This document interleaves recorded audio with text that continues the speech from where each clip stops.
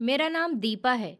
एक हादसे में मेरे पति की मौत हो गई तो मेरे पिता मुझ विधवा को अपने साथ घर वापस लेकर जा रहे थे। लेकिन मेरे ससुर ने उन्हें रोक लिया और जबरदस्ती मेरी शादी मेरे छोटे देवर के साथ करवा दी गई। देवर मुझे कभी मुंह नहीं लगाता था। मैं सिर्फ उस घर में एक नौकरानी बनकर रह रही थी। मेरी जेठानी मुझे बहुत परेशान करती थी। हर समय मुझे इल्जाम देती रहती थी। मेरी गलतियां तलाश करती रहती थी। एक दिन मैंने अपने देवर को किसी से चोरी चुपके बात करते हुए सुना। मुझे समझ नहीं आया कि आखिर वो इतनी रात को चोरी चुपके किससे बात कर रहा है। लेकिन जब मैंने कान लगाकर ध्यान से उसकी बात सुनी तो मेरे पैरों तले से जमीन निकल गई और मेरा कलेजा मुंह को आ गया, क्योंकि उसने ही मेरे पति की। मैं एक मामूली सी शक्लो सूरत वाली और बहुत ही सीरियस रहने वाली लड़की थी। मेरा संबंध मिडिल क्लास फैमिली से था। हम 3 बहनें और 2 भाई थे। मैं अपने सभी भाई बहन में सबसे बड़ी थी। हमारे घर के हालात ना तो बहुत अच्छे थे और ना ही बहुत बुरे थे।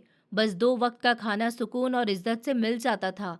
हमारी जिंदगी मामूली सी थी मगर अच्छी गुजर रही थी।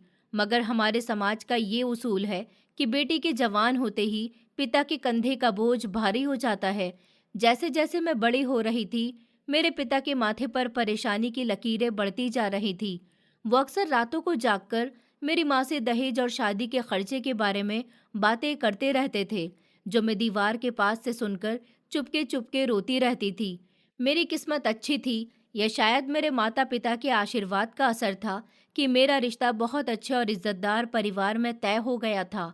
वो लोग भी हमारे ही तरह मिडिल क्लास थे, मगर लड़का कनाडा में काम करता था और वहाँ एक अच्छी कंस्ट्रक्शन कंपनी में स्टेबल था। शादी वाले दिन जब मैं दुल्हन के रूप में थी और मेरी आंखों में ढेर सारे सपने थे, तो मेरे पिताजी मेरे पास आए और मेरे सर पर हाथ रखा और भारी आवाज में बोले, दीपा बेटी, पराया घर है, जुबान और आंखें नीची रखना। इज्जत और सब्र ही औरत का जेवर होता है। मेरी शादी बहुत धूमधाम से तो नहीं हुई थी, मगर बहुत ही इज्जत के साथ हुई थी। मैं दुल्हन बनकर जब अपने ससुराल आई तो मुझे लगा कि मैं दुनिया की सबसे खुश नसीब लड़की हूँ। ये ससुराल क्या था, मोहब्बत का दलदल था। मुझे घर में वो इज्जत मिली जिसे शायद मैंने सपने में भी नहीं देखा था। मेरी सास ने दरवाजे पर ही मेरा हाथ थाम लिया था, मुझे गले से लगाया और मेरा माथा चूम लिया। फिर कहने लगी कि मेरी बहू सबसे सुंदर है। मेरे बेटे अंशुमन की पसंद तो लाखों में एक है। आज से तुम मेरी बहू नहीं बल्कि बेटी हो। अब मेरी 2 बेटियां हो गई हैं। मेरी 2 नंदे भी थी जो कि उम्र में मुझसे छोटी थी, मेरे आगे पीछे फिरती रहती थी। और मेरी एक जेठानी भी थी, मेरे पति के बड़े भाई मुकुल भैया की पत्नी ज्योति भाभी। और नंदों से बड़ा एक देवर था, वो भी लगभग जवान ही था। उसका नाम ऋषभ था। अंशुमन एक बहुत ही सुलझे हुए और नरम व्यवहार और मोहब्बत करने वाले इंसान थे। शादी के बाद वो 3 महीने तक मेरे पास हिंदुस्तान में ही रहे थे। उनके साथ बिताए हुए ये 3 महीने मेरे लिए जिंदगी के सबसे खूबसूरत दिन थे। एक रात छत पर बैठे हुए अंशुमन ने मेरा हाथ थाम कर कहा था कि दीपा, मैं जानता हूँ कि मेरा परदेश में नौकरी करना आसान नहीं है। पहले मैं अकेला था, यहाँ मेरी फैमिली थी, सब एक दूसरे का ख्याल रखते थे। लेकिन अब मेरी जिंदगी से तुम जुड़ गई हो, यहाँ तुम्हें अकेले रहना पड़ेगा। लेकिन मेरा विश्वास करो, मैं वहाँ जो खून पसीना बहाता हूँ वो सिर्फ इसीलिए कि तुम और मेरे घरवाले यहाँ सुकून की जिंदगी गुजार सको। मेरी गैर मौजूदगी में मेरे माता पिता और इस घर को संभाल लेना। मैं तुम्हारी पलकों पर कोई बोझ नहीं आने दूंगा। उनके अंदाज की सच्चाई ने मेरे दिल की मोहब्बत को और भी गहरा कर दिया था। मैंने उनके कंधे पर सर रखकर उनसे वादा किया था कि मैं उनके विश्वास को कभी भी टूटने नहीं दूंगी। 3 दिन बाद अंशुमन को वापस कनाडा जाना पड़ा, क्योंकि उनकी छुट्टियां खत्म हो चुकी थी। उनका जाना मेरे लिए बहुत मुश्किल था, मगर नौकरी की मजबूरी थी। मेरे जेठ तो यहीं रहकर कारोबार करते थे, लेकिन उनका कारोबार इतना अच्छा नहीं था कि उनकी कमाई से पूरा घर चल सके। अभी उनको दोनों बहनों की शादी भी तो करनी थी। ऋषभ अभी पढ़ाई कर रहा था, उसकी नौकरी नहीं लगी थी। एयरपोर्ट पर उन्हें विदा करते हुए मेरा दिल डूब रहा था, मगर मैंने मुस्कुराकर उन्हें अलविदा कहा था ताकि वो परेशान न हो। उनके जाने के कुछ समय के बाद ही मुझे खुशखबरी मिली कि मैं प्रेग्नेंट हूँ। ये खबर जब मैंने फ़ोन पर अपने पति को सुनाई तो उनकी खुशी का कोई ठिकाना नहीं रहा था। उन्होंने कहा, क्या तुम सच कह रही हो दीपा? उनकी आवाज़ खुशी से कांप रही थी। उन्होंने कहा कि ऊपर वाले ने मेरी सुन ली है, तुम अपना बहुत ख्याल रखना, काम काज की फिक्र मत करना, मैं माँ से कह दूंगा कि तुम्हें आराम करने दे। मेरी ससुराल में भी कुछ इसी तरह का खुशी भरा माहौल था। सास ने तो जैसे मुझे पलकों पर बिठा लिया था। वो किचन में मुझे ज्यादा काम करने नहीं देती थी। सुबह उठते ही बड़ी नंद मेरे लिए दूध का गिलास मेरे सरहाने पर रख देती थी और छोटी नंद बार बार कमरे में फ्रूट्स लेकर आती रहती थी। हम एक जॉइंट फैमिली सिस्टम में रहते थे। मेरी जेठानी के भी 2 बच्चे थे। वैसे तो बाहर से वो मुझसे बहुत अच्छी तरह से मिलती थी, मगर कभी कभी उनकी बातों में छुपी हुई चुभन मुझे महसूस होती थी। एक दिन जब मैं अंशुमन के भेजे हुए पैसों से अपने लिए कपड़े मंगवा रही थी, तो वो मेरे पास बैठी मुस्कुराकर बोली, बड़े मज़े हैं तुम्हारे तो। तुम्हारा पति ज़्यादा कमाने वाला है और ज़्यादा कमाई करने वाले पति की पत्नी के तो नखरे ही अलग होते हैं। मुकुल की सैलरी में तो महीना भी बड़ी मुश्किल से पूरा होता है। मैंने जल्दी से कहा, भाभी, अंशुमन सिर्फ मेरे लिए थोड़ी कमाते हैं, ये सब तो आपका भी है। आप जो चाहे ले लीजिए। मेरी इस बात पर वो खिल उठी थी, मगर उनकी आंखों में छुपा हुआ लालच मैं उस समय समझ नहीं सकी थी। ऊपर वाले ने मुझे प्यारा सा बेटा दिया था। बेटे के जन्म पर घर की खुशियों को 4 चांद लग गए थे। बेटे का नाम मैंने आर्यन रखा था। अंशुमन तो जैसे दीवाने हो गए थे। वो वीडियो कॉल पर घंटों अपने बेटे को देखते रहते थे। वो वहाँ परदेश में अकेले मेहनत कर रहे थे ताकि हम सब यहाँ आराम से रह सके। अंशुमन की कमाई बहुत अच्छी थी। वो हर महीने 1.5 लाख रुपए घर भेजते थे। उस रकम से न सिर्फ मेरा और आर्यन का खर्चा चलता था, बल्कि पूरे ससुराल की व्यवस्था भी उसी रकम से चल रही थी। मेरे ससुर शुगर और हार्ट के पेशेंट थे। उनकी महंगी दवाइयाँ, घर का राशन, बिजली के बिल, देवर की पढ़ाई का खर्च, जेठ के बच्चों की फीस और नंदों के लिए दहेज का सामान इकट्ठा करना, यहाँ तक कि मेरी जेठानी की फरमाइशें भी अंशुमन की भेजी हुई रकम से पूरी होती थी। मुकुल भैया एक छोटी सी दुकान पर काम करते थे, जहां उनकी आमदनी बहुत मामूली थी, जिससे उनका अपना जेब खर्च भी मुश्किल से निकलता था। घर में जो भी नया सामान आता था, जो भी फंक्शन होता था, सबका खर्च अंशुमन के भेजे हुए ड्राफ्ट पर होता था। महीने की पहली तारीख को जब बैंक का मैसेज आता, तो घर के हर मेंबर के चेहरे पर रौनक आ जाती थी। मेरे सास ससुर और नंदे मेरी इतनी इज्जत शायद इसलिए करते थे कि मैं उस सोने की चिड़िया की पत्नी थी। वक्त गुजरता गया। मेरा बेटा 2 साल का हुआ तो अंशुमन दोबारा छुट्टी पर आ गए थे। इस बार वो हमारे लिए ढेर सारे गिफ्ट्स लेकर आए थे। ज्योति भाभी के लिए भी वो कीमती कपड़े और बच्चों के खिलौने वगैरह लेकर आए थे। ज्योति भाभी गिफ्ट देखकर खुशी से फूले नहीं समाती थी और बार बार अंशुमन की तारीफ करती थी कि ऊपर वाला तुम्हें लंबी जिंदगी दे, तुम हो तो इस घर में सब कुछ पॉसिबल है।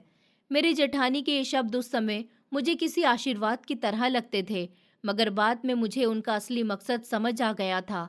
मेरे पति दोबारा वापस जाने लगे तो ऊपर वाले ने मुझे फिर से माँ बनने की खुशी दी थी। इस बार अंशुमन की वापसी मामूली दिनों जैसी नहीं थी। जब वो जाने के लिए तैयार हुए तो एक अजीब सी उदासी उनके चेहरे पर छाई हुई थी। वो दोबारा से आर्यन को गोद में उठाते, उसे प्यार करते और फिर मुझे हसरत भरी नजरों से देखते। हालांकि वो पहले भी कई बार जा चुके थे, मगर इस बार उनका दिल नहीं चाह रहा था।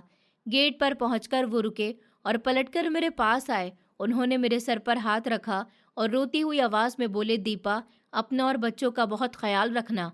न जाने क्यों इस बार मेरा दिल बहुत घबरा रहा है, जैसे मैं कुछ छोड़कर जा रहा हूँ। मैंने मुस्कुराते हुए उन्हें तसल्ली दी और कहा, आप बस ठीक से पहुंच जाइए, हम सब यहाँ पर ठीक हैं, आप प्लीज परेशान मत होइए। वो अपने बेटे को सीने से लगाकर रो पड़े थे। उनके आंसू देखकर मेरा दिल भी दहल गया था, लेकिन मैंने खुद को संभाले रखा था ताकि वो कमजोर न पड़े। गाड़ी स्टार्ट हुई और वो हाथ हिलाते हुए नजरों से गायब हो गए। मुझे क्या पता था कि ये हाथ अब कभी मेरे सर पर मोहब्बत से नहीं रखा जाएगा। अंशुमन का काम कनाडा में बहुत अच्छा था। वो हर महीने काफ़ी सारी सैलरी घर भेजते थे और सारे ही पैसे मेरे ससुर के अकाउंट में आते थे और घर की सारी व्यवस्था वहीं से चलती थी। लेकिन मेरे पति मेरी ज़रूरत का ख्याल रखते हुए मुझे अलग से भी खर्चा देकर जाते थे, ताकि मैं किसी की मोहताज न रहूं और अपनी और अपने बच्चों की छोटी मोटी ख्वाहिशों को पूरा कर सकूं। ससुराल में सबकी आंखों में जो मेरी इज्जत थी, वो दरअसल इसी खुशहाली की वजह थी। उनके जाने के बाद मैं अपने कमरे में आई तो बेड पर वो लिफाफा रखा हुआ था जो अंशुमन जाते हुए मुझे दे गए थे। मैंने उसे उठाया ही था कि मेरी जेठानी कमरे में दाखिल हुई। मेरी नज़रें सीधी मेरे हाथ में मौजूद लिफाफे पर जम गईं। उन्होंने कहा, अरे वाह! वो नेगेटिव मुस्कुराहट के साथ बोली, देवर जी तो जाते जाते भी अपनी पत्नी की जेब गरम कर गए। सच कहूँ तो दीपा, तुम बहुत ही खुशकिस्मत हो। मेरे पति तो महीना भर दुकान पर रगड़ते हैं, तब जाकर इतने पैसे बनते हैं जितने पैसे तुम्हारा पति तुम्हें खर्च के लिए दे जाता है। मैंने मुस्कुराकर लिफाफा अलमारी में रख दिया और कहा कि भाभी, ये पैसे मेरे अकेले के थोड़ी हैं, आपके बच्चों के लिए भी हैं। अंशुमन हमेशा कहते हैं कि आर्यन और आपके बच्चों में कोई फर्क नहीं है। मेरी बात सुनकर मेरी जेठानी के होंठ बंद हो गए थे और वो कमरे का जायजा लेते हुए बोली, हाँ हाँ, ये तो ऊपर वाले की कृपा है कि इस घर में अंशुमन है, वरना मुकुल और ऋषभ तो इस घर का कुछ नहीं कर सकते। उन लोगों से तो बिजली का बिल भी नहीं दिया जाएगा। फिलहाल तुम आराम करो, मैं जाकर खाना बनाती हूँ। अंशुमन को गए अभी सिर्फ 2 दिन ही गुजरे थे। मैं कमरे में बैठी बेटे को सुला रही थी और आने वाले बच्चे के लिए स्वेटर बुन रही थी कि अचानक फोन की घंटी बजी। दोपहर का टाइम था, घर में खामोशी थी। लैंडलाइन की वो लगातार बजती हुई घंटी हवा में एक अजीब सा डर पैदा कर रही थी। मैंने सोचा शायद अंशुमन अपने ठीक से जाने की खबर देने के लिए ही कॉल कर रहे होंगे।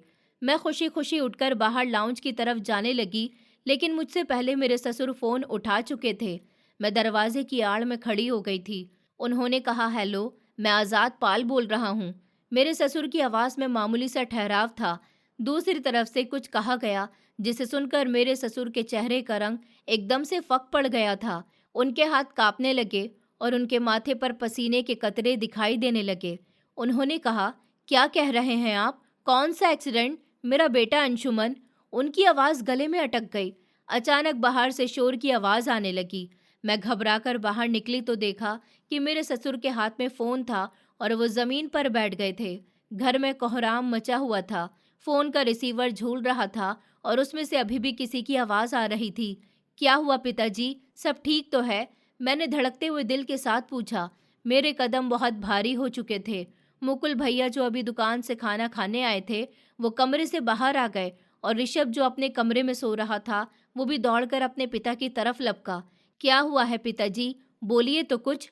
मेरे ससुर ने कांपती हुई उंगलियों से फोन की तरफ इशारा किया।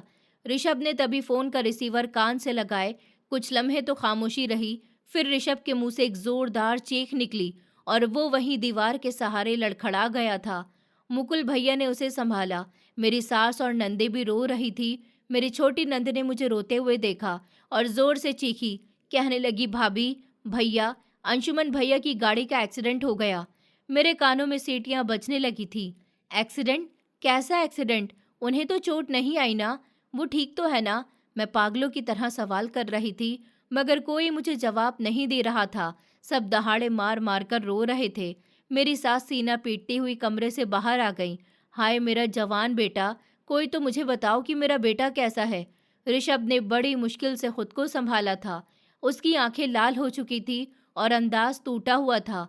वो मेरे करीब आया, मेरे कंधे पर हाथ रखा, मगर उसके मुंह से शब्द नहीं निकल रहे थे। मैंने कहा, ऋषभ, मुझे बताओ ना, क्या हुआ है? अंशुमन ठीक तो है ना? बस उनको मामूली सी चोट आई होगी ना? मैं ऋषभ की शर्ट पकड़कर उसे झंझोड़ने लगी। मेरा दिल कह रहा था कि कुछ बहुत बुरा हो चुका है, मगर मेरा दिमाग मानने को तैयार ही नहीं था। फिर मेरे ससुर ने कांपती हुई आवाज में वो शब्द कहे जो किसी भी सुहागन के लिए मौत का परवाना होते हैं। दीपा बहू, अंशुमन अब इस दुनिया में नहीं रहा। ऊपर वाले ने उसे अपने पास बुला लिया है। ये शब्द सुनते ही मेरे पैरों तले से जमीन निकल गई थी। छत घूमने लगी थी और आंखों के आगे अंधेरा छा गया था। ये खबर मुझ पर किसी कयामत की तरह टूटी थी। मुझे लग रहा था जैसे किसी ने मेरे सीने से मेरा दिल नोच लिया हो। मैं चीखना चाहती थी, मगर आवाज़ मेरे गले में ही दबकर रह गई थी। मेरा वो मजबूत सहारा, जिसके दम पर मैं दुनिया से लड़ने की ताकत रखती थी, वो पल भर में टूट चुका था। मैं वहीं जमीन पर गिर गई थी। आर्यन जो शोर सुनकर जाग गया था, वो रोता हुआ मेरे पास आया और मुझसे लिपट गया। उसके मासूम एहसास ने मुझे होश दिलाया था। मैंने उसे जोर से अपनी बाहों में भर लिया और कहा, बेटा, तुम्हारे पापा चले गए। आर्यन, तुम्हारे पापा हमें छोड़कर चले गए। मैं दहाड़े मार मार कर रो पड़ी थी। मैं विधवा हो गई थी। अभी तो मेरी उम्र ही कुछ नहीं थी और मेरे पति की अभी एक और निशानी मेरे पेट में पल रही थी। वो भी तो इस दुनिया में नहीं आया था उसने तो दुनिया देखी भी नहीं थी और वो अभी से अनाथ हो चुका था। मेरे दिमाग में उस समय दुख से ज़्यादा एक खौफनाक सवाल गूंजने लगा था कि अब मेरा क्या होगा? मैं इन बच्चों की अकेले कैसे परवरिश करूंगी? घर में कोहराम मच गया था। मेरी सास, नंदे, ससुर, देवर, जेठानी और जेठ सब गम से निढाल हो चुके थे। मोहल्ले की औरतें जमा होना शुरू हो गई थी। हर तरफ शोरगुल था। हर कोई यही बात कर रहा था कि अभी कुछ दिन पहले तो अंशुमन बिल्कुल सही सलामत यहाँ से गया था। जिस घर में कुछ समय पहले तक हंसी गुल्ले गूंज रहे थे, अब वहां पर मौत का सन्नाटा छा गया था। मैं कमरे के एक कोने में बैठी बस रोए जा रही थी। मेरी आंखें दीवार को घूर रही थी। इसी कंफ्यूजन में मैंने अपनी जेठानी और जेठ को आपस में बातें करते हुए देखा। वो किसी बात पर खुसुर पुसुर कर रहे थे। मेरी जेठानी रो रही थी, मगर उनके शब्द मेरे कानों में किसी शीशे की तरह बनकर उतर रहे थे। वो अपने पति से कह रही थी, मुकुल, अब क्या होगा? घर कैसे चलेगा? अंशुमन तो चला गया है, उसके साथ वो आमदनी भी गई जिस पर हमारा गुजारा था। उनके शब्दों ने मेरे जख्मों पर नमक छिड़क दिया था। अभी तो मेरे पति की मौत को ज्यादा समय भी नहीं हुआ था और उन्हें पैसों की फिक्र सता रही थी। मुझे वो फोन कॉल याद आने लगी। क्या वो इंसान सच कह रहा था? क्या सच में ये एक्सीडेंट नहीं था? मगर उस समय इन सवालों का कोई फायदा नहीं था, क्योंकि हकीकत ये थी कि अंशुमन अब कभी वापस नहीं आने वाले थे। अभी तो अंशुमन की डेड बॉडी भी नहीं आई थी, मगर मुझे अपने आसपास लोगों की नज़रें बदलती हुई महसूस हो रही थी। वो सास ससुर जो मुझे कभी बेटी कहते थे, वो नंदे जो मेरे आगे पीछे फिरती थी, उनके व्यवहारों में हमदर्दी के साथ साथ एक अजीब सा खिंचाव आ गया था। मुझे अंदाज़ा नहीं था कि पति की मौत के साथ ही औरत का मुकाम भी ख़त्म हो जाता है। इंसान का भी अजीब मामला है। वो समझता है कि उसकी दुनिया किसी एक इंसान के दम से कायम है, लेकिन जब वो इंसान चला जाता है तो दुनिया ख़त्म नहीं होती, बस वीरान हो जाती है। मैंने भी यही सोचा था कि मैं कैसे ज़िंदगी जीऊँगी, मगर दिल को एक ही दिलासा दिया था कि ऊपर वाला मेरे लिए कोई ना कोई बेहतर रास्ता ज़रूर निकालेगा। अंशुमन की डेड बॉडी घर आने में 2 दिन लग गए थे। वो 2 दिन हम सब पर सालों की तरह गुजर रहे थे।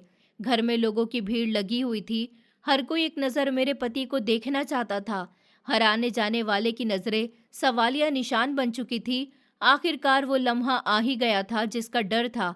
बाहर एम्बुलेंस के सायरन की आवाज़ गूंजी और घर में कोहराम मच गया। मेरे पति की डेड बॉडी को जब घर के आंगन में रखा गया तो जैसे मेरे सर पर आसमान टूट पड़ा था। मेरी सास जो 2 दिन से पत्थर बनी बैठी थी, बेटे का चेहरा देखते ही दहाड़े मार मार कर रो पड़ी।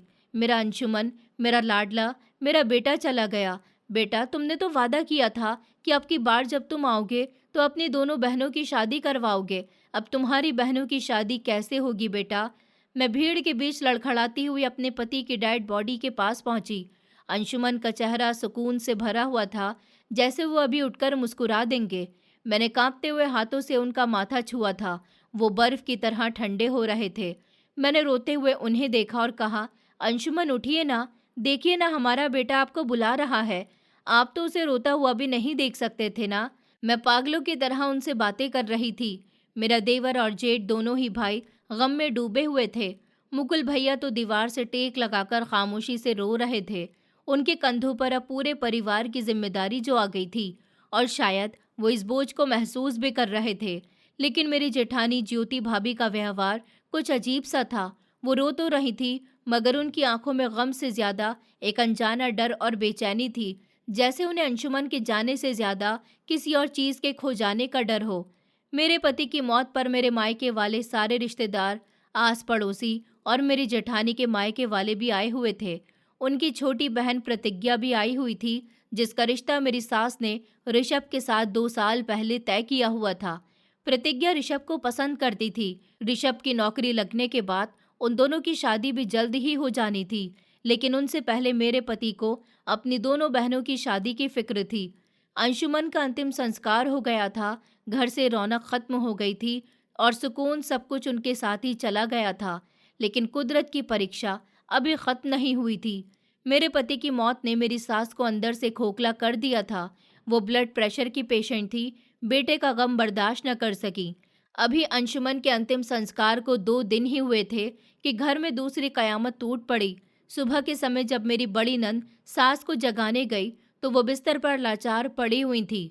डॉक्टर को बुलाया गया, मगर वो इस दुनिया से जा चुकी थी। सासू माँ भी चली गई थी। छोटी नंद ने चीख मारी। मेरे ससुर जो जवान बेटे की मौत पर कमर झुकाए बैठे थे, पत्नी की मौत ने भी उन्हें जीते जी मार दिया था। एक हफ्ते के अंदर इस घर में 2 लोगों की मौत हुई थी। वो घर जो कभी मोहल्ले की मिसाल था, अब वहाँ सिर्फ मौत का सन्नाटा और गम था। मैं खुद तो जैसे पत्थर की हो चुकी थी। मुझे समझ नहीं आ रहा था कि किसका दुख बनाऊं, अपने सुहाग का या इस औरत का जिसने मुझे अपनी बहू नहीं बेटी माना था। वो मेरे लिए भी मेरी माँ से बढ़कर थी। आर्यन मुझे देखकर रोता था। मैं उसे सीने से लगाती तो मेरे अपने आंसू उसके चेहरे पर गिरते थे। मेरी सास का अंतिम संस्कार निपटा तो हकीकत का पहाड़ सामने आ खड़ा हुआ था। मेरी जिंदगी एक ही कमरे तक रह गई थी, जहाँ सिर्फ मैं थी, मेरा अनाथ बेटा था और पेट में पलने वाली अनाथ जान। एक रात जब सब सो चुके थे तो मुझे मेरे जेठ और जेठानी के कमरे से ऊंची ऊंची आवाजें सुनाई दे रही थी। मैंने दरवाजे के करीब कान लगाकर सुनने की कोशिश की। हालांकि ये बुरी आदत थी, मगर हालात ने मुझे शक्की बना दिया था। मुकुल, अब ये घर कैसे चलेगा? ये आवाज मेरी जेठानी की थी। अंशुमन तो 1.5 लाख रुपए महीने के भेजता था। तुम्हारी सैलरी में तो बच्चों की फीस भी पूरी नहीं होती। अब 2-2 परिवार का बोझ तुम अकेले कैसे उठाओगे? ऋषभ को भी बोलो कि वो जल्द से जल्द अपनी नौकरी का इंतजाम करे। दीपा तो कमरे में बैठ गई है, कमरे से बाहर ही नहीं निकलती। उसका और उसके बच्चों का खर्च कहाँ से आएगा? मुकुल भैया की आवाज़ धीमी और थकी हुई थी। ज्योति, ऊपर वाले से डरो। अभी मेरे भाई की मौत को ज़्यादा समय भी नहीं हुआ और तुम्हें पैसों की पड़ी है। वो मेरे भाई की निशानी है। मैं भूखा रह लूँगा, मगर उन्हें तकलीफ नहीं होने दूंगा। जज्बात से पेट नहीं भरते। मुकुल भैया ने भाभी से कड़वे अंदाज में कहा। तो भाभी ने जवाब दिया, जब तुम्हारे अपने बच्चे खाने को तरसेंगे तब पूछूंगी। हमें कुछ सोचना होगा, वरना हम सब सड़क पर आ जाएंगे। मैं अपने अंधेरे कमरे में बैठी कांप उठी थी। जिस 1.5 लाख रुपए ने हमें जोड़े रखा था, उसके बंद होते ही रिश्तों की असल शक्लें सामने आने लगी थी। अब न जाने मेरे साथ क्या क्या होने वाला था। मुझे डर लगने लगा था कि ये गरीबी और मजबूरी मुझसे मेरे बच्चे न छीन ले। एक दिन मेरे पिताजी मुझे लेने आ गए। उन्हें देखकर मैं खुद पर काबू न कर सकी और उनके सीने से लगकर बच्चों की तरह रो पड़ी। उन्होंने कहा, बस करो मेरी बेटी, ऊपर वाले को यही मंजूर था। उन्होंने मेरे सर पर हाथ रखते हुए कहा, बेटी अपना सामान पैक कर लो, मैं तुम्हें और आर्यन को लेने आया हूँ। तुम्हारा यहाँ क्या काम है? यहाँ पर तो काफ़ी लोग हैं, यहाँ तुम्हारा रहना ठीक नहीं है। मैं तुम्हें अपने साथ ले जाऊँगा। मैं हैरानी से पिताजी की तरफ देखने लगी। एक लम्हे के लिए मुझे लगा शायद मैं कोई सपना देख रही हूँ। मैंने कांपती हुई आवाज़ में कहा, पिताजी आप ये क्या कह रहे हैं? आप मेरे खर्चे कैसे पूरे करेंगे? एक बच्चा मेरे पास है और दूसरा इस दुनिया में आने वाला है। महंगाई के इस दौर में आप अपनी दवाइयों का खर्चा मुश्किल से उठाते हैं, मेरा बोझ कैसे उठाएंगे? पिताजी ने भीगी हुई आंखों से मुस्कुराते हुए कहा, बेटी मुझे तुम्हारी फिक्र होती है। हम रूखी सूखी कैसी भी खा लेंगे, मगर मैं तुम्हें यहाँ पर लवारिसों की तरह नहीं छोड़ सकता। चलो शाबाश, तैयारी करो। मैंने बड़ी मुश्किल से अपने कुछ कपड़े समेट लिए थे और बच्चों का सामान भी बैग में डाल लिया था। अभी हम आंगन में पहुंचे ही थे कि मेरे ससुर की गरजदार आवाज ने हमारे कदम रोक दिए थे। रुक जाओ दीपा बहू। मेरे ससुर जी व्हीलचेयर पर बैठे हुए थे, मगर उनकी आवाज में वही पुरानी कड़क थी। उन्होंने कहा, मैं इनको कहीं नहीं जाने दूंगा, ये मेरा पोता है। पिताजी ने बेबसी से कहा, आजाद जी मैं आपकी इज्जत करता हूँ, मगर अब मेरी बेटी का यहाँ रहना ठीक नहीं है। इसका पति नहीं रहा, इस घर में देवर और जेठ है। मैं अपनी बेटी को यहाँ कैसे छोड़ दूँ? ससुर जी ने गहरी सांस ली और अपनी छड़ी जमीन पर मारते हुए बोले, अगर ये बात है तो सुन लो। मेरे बेटे ने सारी जिंदगी कमाकर मेरे पूरे परिवार को पाला है। मेरे बड़े बेटे मुकुल के बच्चे जवान हो चुके हैं। उनकी परवरिश, उनकी पढ़ाई का खर्चा, खाना पीना सब कुछ अंशुमन के पैसों से होता था। वो मुकुल के बच्चों का खर्चा उठाता रहा, अपने छोटे भाई को पढ़ाया और बहनों के लिए भी इतना दहेज इकट्ठा करके चला गया कि सिर्फ रिश्ता लगने की देर है, शादी तो चुटकियों में हो जाएगी। अब हमारा भी फर्ज बनता है कि हम उसकी पत्नी और उसके बच्चों के लिए कुछ करें। शोर की आवाज़ सुनकर घर में मौजूद सारे सदस्य ही बाहर आ गए थे। सब हैरान और परेशान खड़े हुए थे कि आखिर ससुर जी क्या कहना चाहते हैं। आंगन में ऋषभ भी खामोशी से खड़ा हुआ था। अचानक मेरे ससुर जी ने ऋषभ की तरफ उंगली उठाई। फैसले भरे अंदाज में बोले, ऋषभ तुम्हें आज और इसी समय दीपा से शादी करनी होगी। ये शब्द किसी धमाके से कम नहीं थे। ऋषभ डरकर पीछे हट गया और बोला, पिताजी, ये आप कैसी बातें कर रहे हैं? ये मेरी भाभी है, मेरे भैया की विधवा हैं। मैं इनसे शादी कैसे कर सकता हूँ? प्रतिज्ञा क्या कहेगी? मेरे साथ सगाई हो चुकी है उसकी। मेरे ससुर जी ने कहा, लोगों की परवाह छोड़ो, भाई की विधवा है, लेकिन अब तुम्हारा भाई जिंदा नहीं है। तुम्हारे भाई ने घर में सबके लिए बहुत कुछ किया। अगर ये अपने पिता के घर चली गई तो मेरे बेटे के बच्चे दर दर की ठोकरें खाएंगे। जिस भाई ने तुम्हें पिता की तरह पाला, आज तुम उसके बच्चों को बेसहारा छोड़ दोगे? मैं तो ये सब सुनकर शॉक्ड रह गई थी। मेरे पति के अलावा किसी और मर्द का ख्याल भी मेरे लिए पाप था। मैं चीखना चाहती थी कि मुझे ये फैसला मंजूर नहीं है, लेकिन फिर मेरी नज़र आर्यन पर पड़ी, जो अपने दादा की व्हीलचेयर पकड़कर खड़ा हुआ था। आंगन में जैसे भूचाल आ गया था। ज्योति भाभी दौड़ती हुई घर के अंदर से आईं। उनकी बहन भी उनके साथ थी और ससुर जी के सामने खड़े होकर कहने लगी, ये आप क्या कर रहे हैं पिताजी? मुकुल, आप तो कुछ कहिए। ऋषभ, तुम खामोश क्यों हो? बोलते क्यों नहीं हो? कह दो कि तुम इससे शादी नहीं करोगे। मेरी बहन से तुम्हारी सगाई हो चुकी है, तुम उसके होते हुए इससे शादी कैसे कर सकते हो? प्रतिज्ञा भी आगे बढ़ी और रोते हुए कहने लगी कि मैं ऐसा नहीं होने दूंगी ऋषभ, तुम मेरे हो। वो दहाड़े मार मार कर रो रही थी। उसका दुख अपनी जगह सच्चा था। वो ऋषभ को पसंद करती थी। उन दोनों का रिश्ता पक्का हो चुका था और मेरी दोनों नंदों की शादी होते ही उन दोनों की शादी भी होने वाली थी।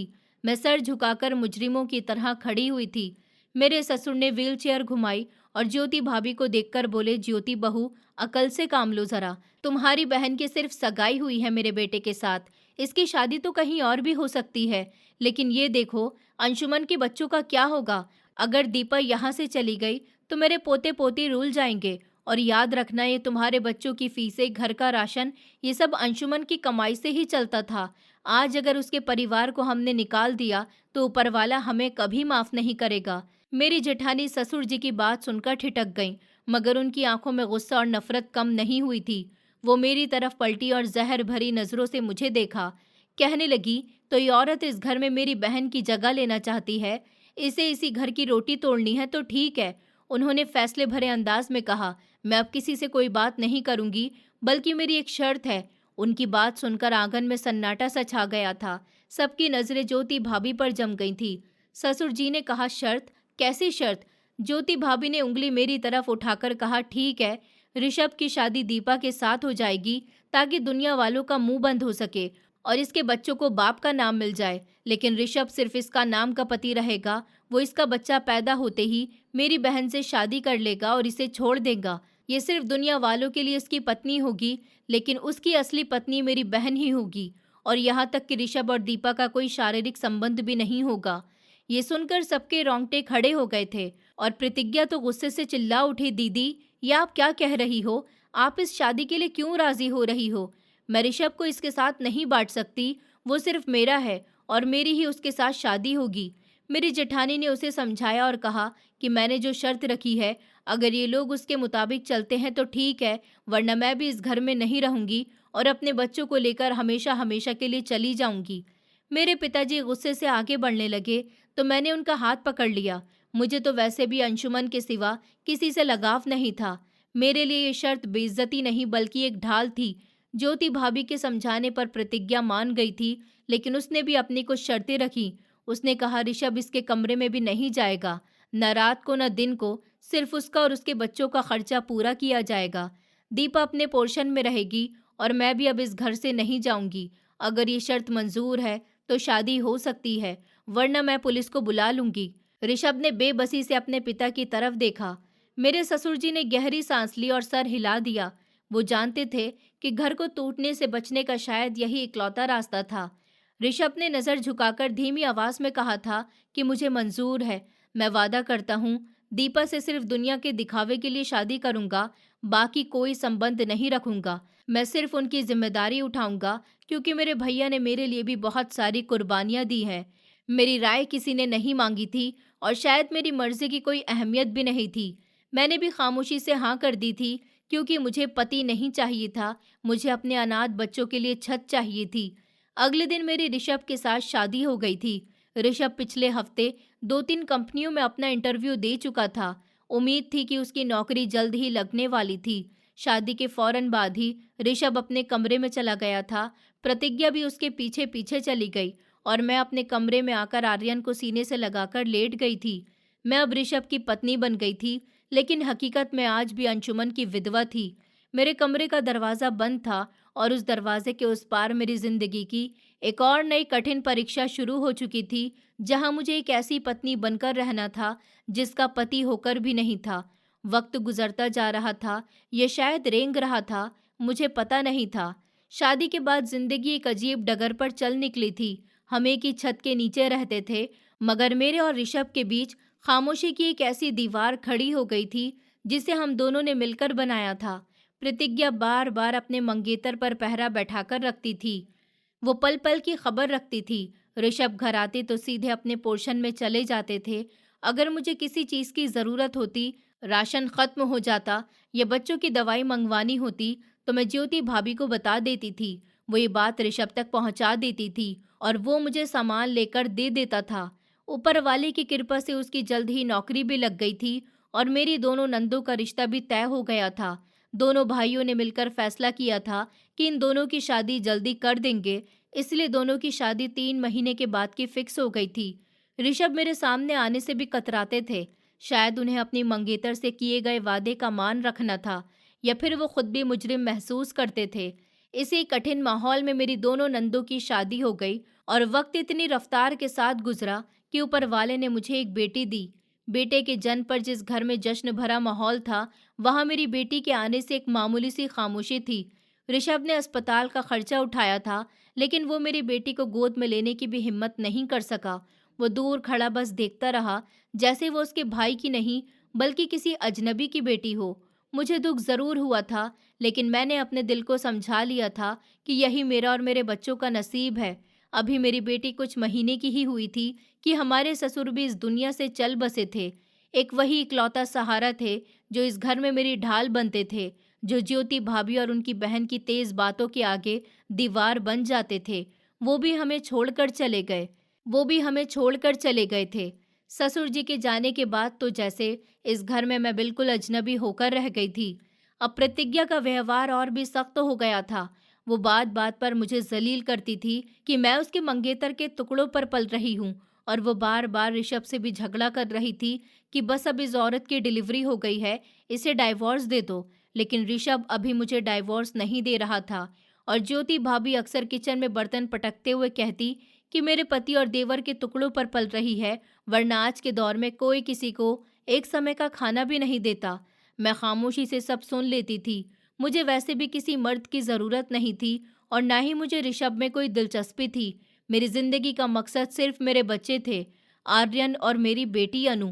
मैं दिन भर अपने कमरे में रहती थी, बच्चों को पढ़ाती थी, सिलाई करके अपना वक्त गुजारती थी। ऋषभ और मेरा आमना सामना महीनों तक नहीं होता था। अगर कभी आंगन में गुजरते समय नज़र पड़ जाती तो वो जल्दी से नज़र झुका लेता था और मैं रास्ता बदल देती थी। पूरा 1 साल वो प्रतिज्ञा को टालता रहा। उसने मुझे डिवोर्स नहीं दी और प्रतिज्ञा से भी शादी नहीं की। प्रतिज्ञा भी यहाँ से जाने का नाम नहीं ले रही थी। मैं खुद को एक जिंदा लाश की तरह महसूस करने लगी थी। न कोई खुशी होती थी, न कोई उम्मीद थी, लेकिन मुझे नहीं पता था कि खामोशी का ये समंदर अपने अंदर एक बहुत बड़ा तूफान छुपाए बैठा है। एक रात जब सब सो रहे थे, मुझे आंगन में किसी के कदमों की आहट सुनाई दी।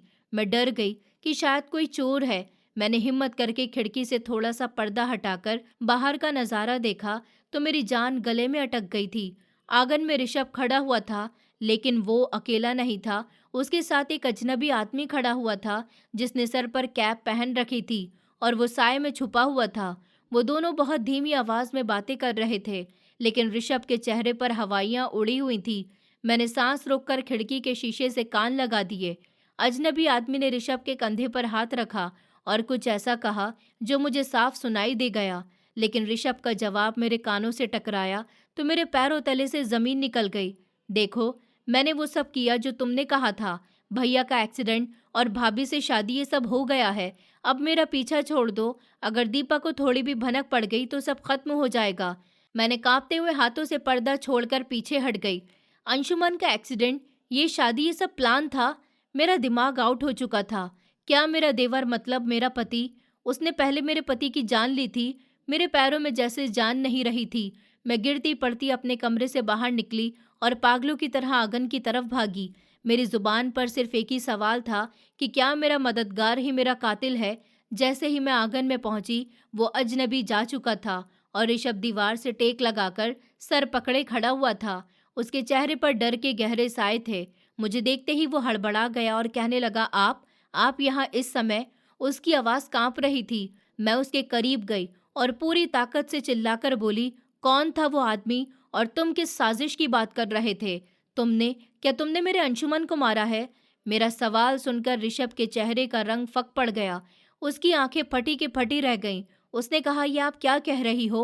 होश में तो हो। मैं अपने भाई के साथ ऐसा क्यों करूंगा? मैंने कहा, मैंने सब सुन लिया है। तुम कह रहे थे कि वो एक्सीडेंट, ये शादी, ये सब एक प्लान था। बताओ मुझे सच क्या है, वरना मैं अभी सबको जमा कर लूंगी। मैं रो रही थी। ऋषभ ने तड़पकर मेरा हाथ पकड़ा और मुझे खींचते हुए बरामदे के साए में ले गया और कहने लगा, प्लीज धीरे बोलो। अगर घर में कोई जाग गया तो तूफान खड़ा हो जाएगा। आप गलत समझी हो। उसने अपनी जेब से एक फोल्ड किया हुआ कागज निकाला और मेरे हाथ में थमा दिया। उसके हाथ कांप रहे थे। उसकी आंखों में आंसू तैर रहे थे। उसने कहा, ये पढ़ो। ये वो फाइल है जो वो आदमी मुझे देने आया था।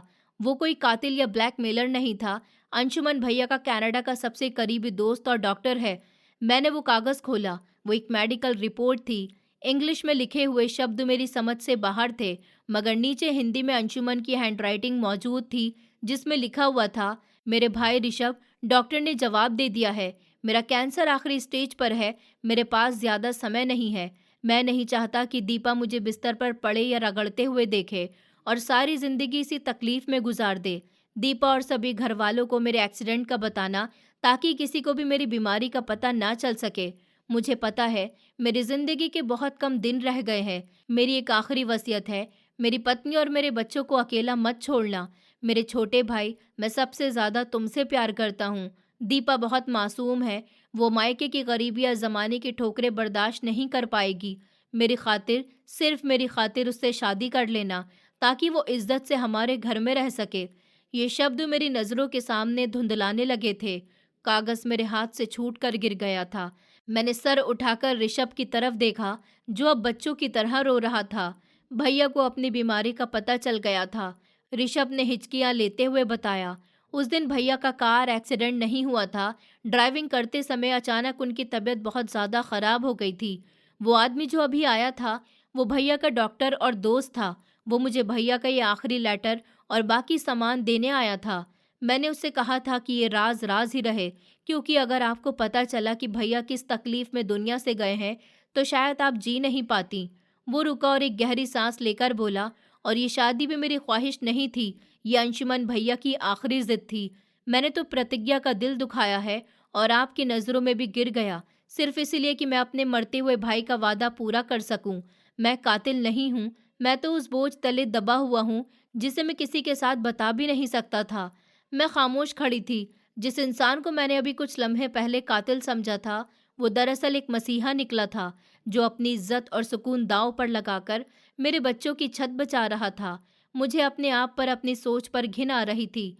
ऋषभ ने आंसू साफ किए और सीरियस होकर बोला, प्लीज, ये सीक्रेट मेरे और आपके बीच रहना चाहिए। घर में किसी को कुछ पता नहीं चलना चाहिए कि भैया बीमारी से मरे थे, वरना इंश्योरेंस के पैसों की प्रॉब्लम हो जाएगी और आपके बच्चों का भविष्य खराब हो जाएगा। मैंने जो किया सिर्फ भैया के लिए किया।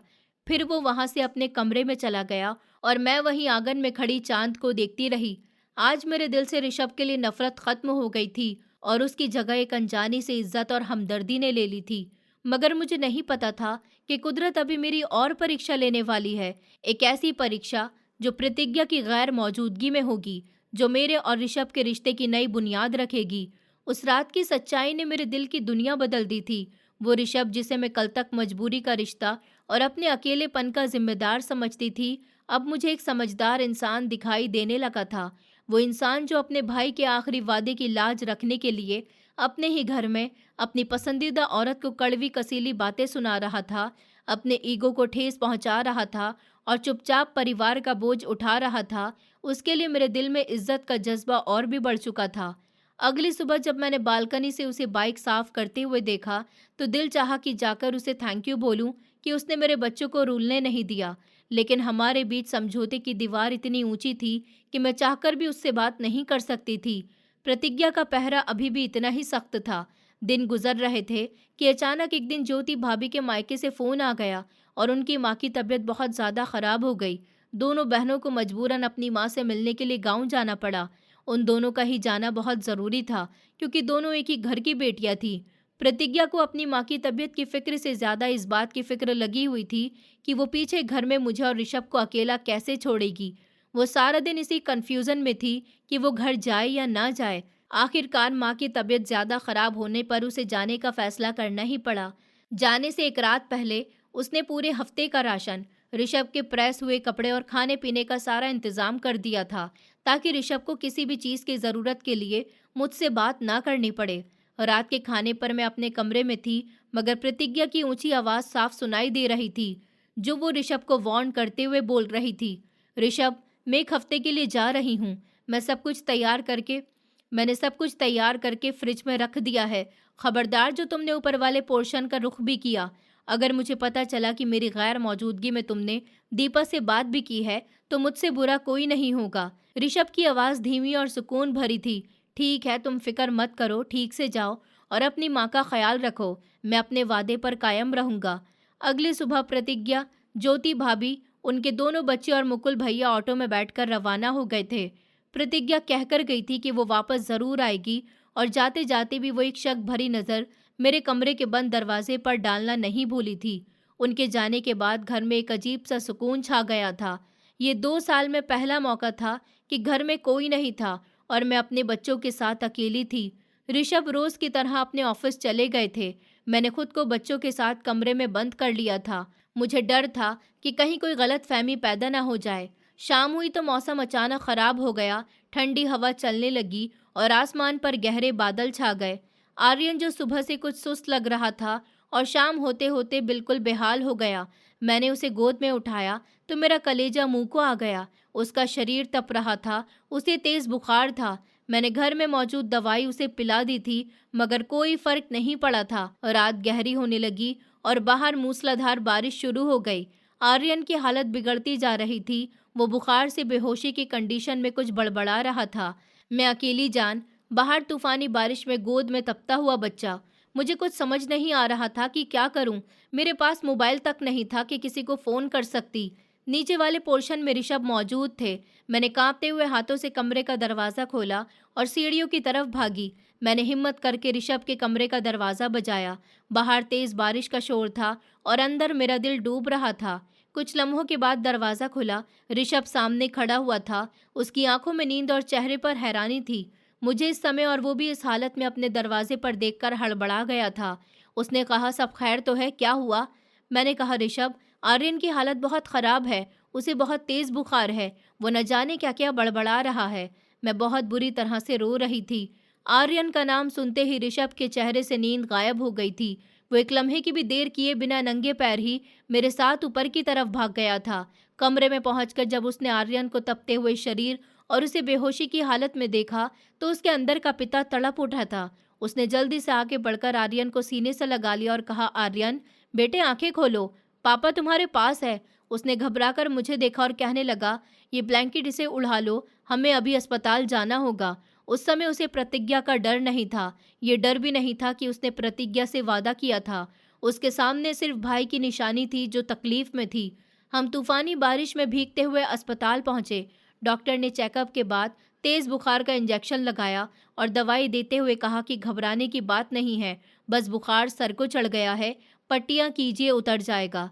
वापसी का सफ़र खामोशी में कटा। जब हम घर पहुंचे तो रात के पिछले पहर का सन्नाटा था। ऋषभ आर्यन को गोद में उठाकर सीधे मेरे कमरे में ही आ गया था। उसने उसे वहीं मेरे बेड पर लेटा दिया था। अभी भी उसका शरीर गर्म था। ऋषभ ने वहीं बैठकर ठंडे पानी की पट्टियाँ शुरू कर दी थी। मैं कोने में सिमटी हुई खड़ी थी। ऋषभ थका हुआ लग रहा था, फिर भी वो खुद ही आर्यन के बराबर में लेट गया, ताकि उसे तसल्ली रहे कि कोई पास है। मैंने ये नज़ारा देखा तो दिल में अजीब सी हलचल हुई। ये वही जगह थी जहाँ कभी अंशुमन लेटा करते थे।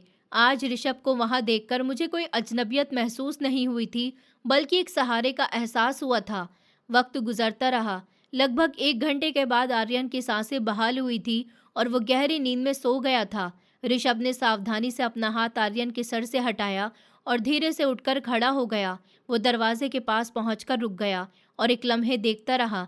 फिर अचानक से पीछे पलटकर मेरी तरफ आया। उसकी आंखों में मैंने पहली बार एक अजीब सी नमी और शर्मिंदगी देखी थी। वो मेरे सामने आकर खड़ा हो गया और धीमी मगर भरपूर आवाज में बोला, मुझे माफ कर देना दीपा। मैं चौंक कर खड़ी हो गई। मैंने कहा, किस लिए? तुम तो मेरी मदद कर रहे हो। उसने नजरें झुका ली और कड़वाहट से मुस्कुराते हुए बोला, मैं सच में नाम का पति हूँ और आपका कोई हक भी पूरा नहीं कर सकता। पिछले 2 सालों से मैं आपको एक नौकरानी की तरह राशन लाकर देता रहा। कभी आपसे ये नहीं पूछा कि आप पर क्या गुजर रही है। मैंने एक मुर्दा वादे की खातिर एक जिंदा इंसान को मार दिया। मैं आपका मुजरिम हूँ। उसके अंदाज में इतनी शर्मिंदगी थी कि मेरा दिल पसीज गया। मैंने नरमी से कहा, नहीं ऋषभ, ऐसी बात नहीं है। तुम मेरे बच्चों को पाल रहे हो, उन्हें पिता का साया दे रहे हो। मेरी खातिर तुम्हारी पढ़ाई भी बर्बाद हो गई और तुम वक्त से पहले ही नौकरी करने लगे। मेरे लिए यही काफ़ी है। मैंने कभी तुमसे शिकायत नहीं की। तुम बस अपनी जिम्मेदारी निभा रहे हो और मैं अपनी। मेरी बात सुनकर उसके चेहरे पर शर्मिंदगी और भी ज़्यादा बढ़ गई थी। शायद मेरी बातों ने उसके मन को और भी ज़्यादा झंझोड़ दिया था। वो कुछ देर खामोश रहा, फिर मुझे देखते हुए बोला, मैं कुछ कहना चाहता हूँ मगर शब्द साथ नहीं दे रहे। आपकी ये खामोशी और सब्र मुझे अंदर से खा रहा है। उसने गहरी सांस ली और बोला, आज आर्यन की तकलीफ ने मुझे एहसास दिलाया कि मैं कितना गलत था। फिलहाल आप आराम करो। वो तेजी से पलटकर कमरे से बाहर निकल गया। मैं वहीं सोफे पर बैठी रह गई। मुझे अंदाजा नहीं था कि आज की रात और मेरे कहे हुए उन कुछ शब्दों ने ऋषभ के अंदर 2 साल से सोए हुए मर्द को जगा दिया था। अगली सुबह हमारे घर के माहौल में अजीब सा तनाव था। दोपहर के समय ज्योति भाभी और उनकी बहन वापस आ गई थी। उनकी माँ की तबीयत में अब काफ़ी सुधार आ गया था, मगर ऋषभ का चेहरा बिल्कुल सीरियस था। उसने प्रतिज्ञा की किसी भी बात का जवाब नहीं दिया, बस खामोशी से उसे देखता रहा। जब सब अपने अपने कमरों में चले गए तो ऋषभ ने प्रतिज्ञा को सोफे पर बैठने का इशारा किया। प्रतिज्ञा, बैठो, मुझे तुमसे बहुत ज़रूरी बात करनी है। प्रतिज्ञा के माथे पर शिकन आ गई थी। उसने कहा, सब ठीक तो है? तुम्हारा अंदाज इतना बदला हुआ क्यों लग रहा है ऋषभ? ऋषभ ने गहरी सांस ली और मेरी तरफ देखा, मैं जो किचन के दरवाजे पर खड़ी थी। फिर उसने प्रतिज्ञा की आंखों में आंखें डालकर वो बात कह दी जो पिछले 2 साल से उसके सीने में दफन थी। उसने कहा, प्रतिज्ञा, मुझे माफ़ कर देना। मैं तुम्हारा दिल नहीं दुखाना चाहता, लेकिन मैं ये पाप और अपने सर नहीं ले सकता। दीपा के साथ इन 2 सालों में बहुत अन्याय हुआ है, वो भी सिर्फ तुम्हारी वजह से और तुम्हारी हर नाजायज़ शर्त के लिए।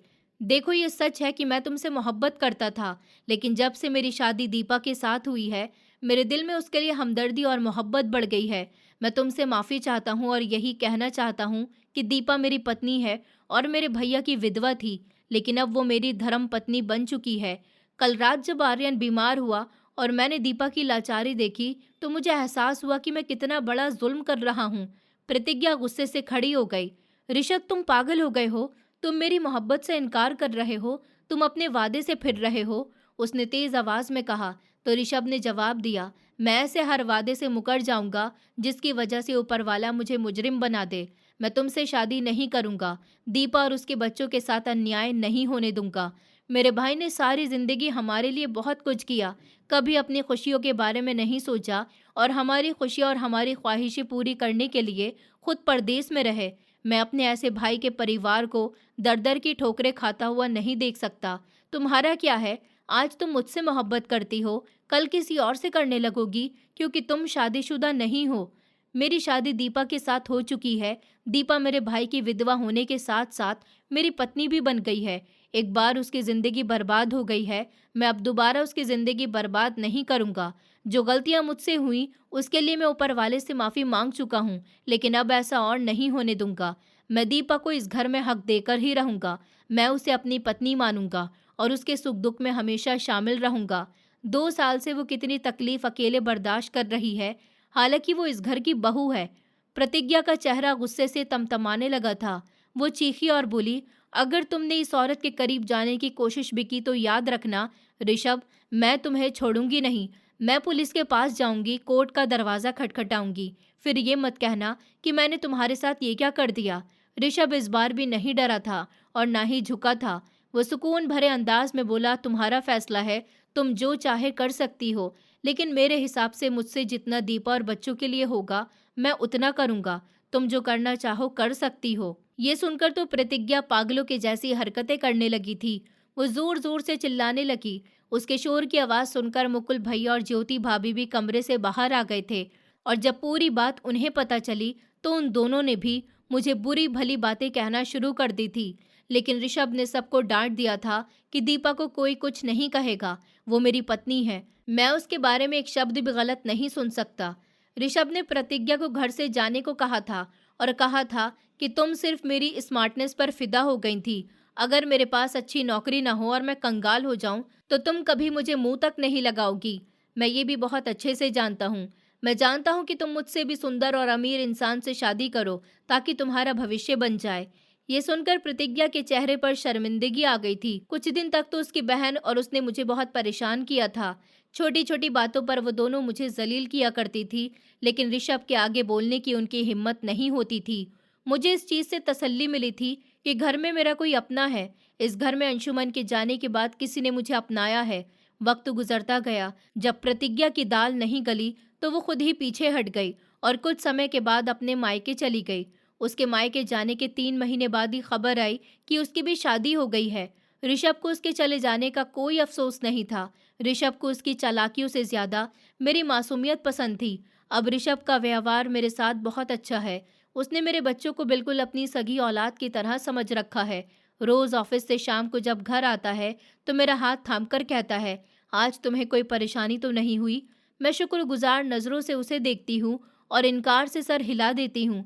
जिंदगी भी अजीब है, कभी ये आपसे कुछ छीन लेती है और कभी वो सब कुछ दे देती है जिसके बारे में आपने कभी सोचा भी नहीं होता।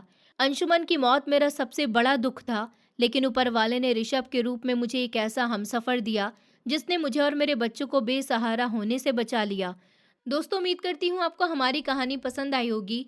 कहानी पसंद आई है तो वीडियो को लाइक करें, चैनल पर नए हैं तो चैनल को सब्सक्राइब करें और हाँ, नोटिफिकेशन बेल को ज़रूर दबाएं ताकि अगली अपडेट सबसे पहले आपको मिले।